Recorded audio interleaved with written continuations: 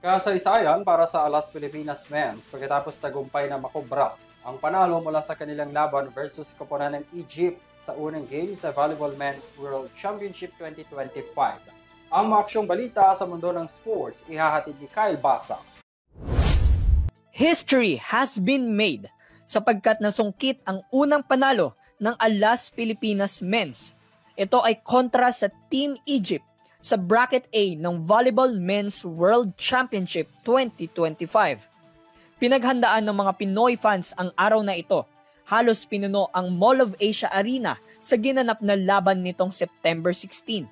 Ang unang set ay nakakabuntong hininga sapagkat ayaw magpatalo ng dalawang koponan. Ngunit dahil sa pag-atake ni Brian Bagunas at serve errors ng Team Egypt, panalo sa first set ang Pilipinas. Samantala, tinabla naman ng Team Egypt ang laro at nakuha nila ang pangalawang set. Sa pangatlong set naman ay pinangunahan muli ni Bagunas ang koponan ng Alas Pilipinas sa opensa. Unti-unti na ring lumalayo ang Pilipinas dahil sa momentum at willpower na dinadala nito.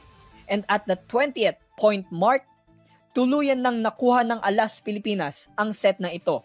Sa fourth set naman ay hindi na hinayaan makapanalo pa ang Egypt. Tuloy-tuloy na ang pag-score ng Alas at ang huling play na nag-lead sa point block na nagdetermina sa Philippine volleyball history.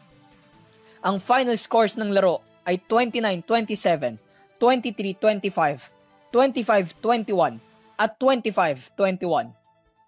Kumana ang superstars na sina Brian Bagunas ng 25 points, Leo Ordiales 21 points, Mark Espejo 13 points, at si Joshua Owa Retamara ng 40 excellent sets.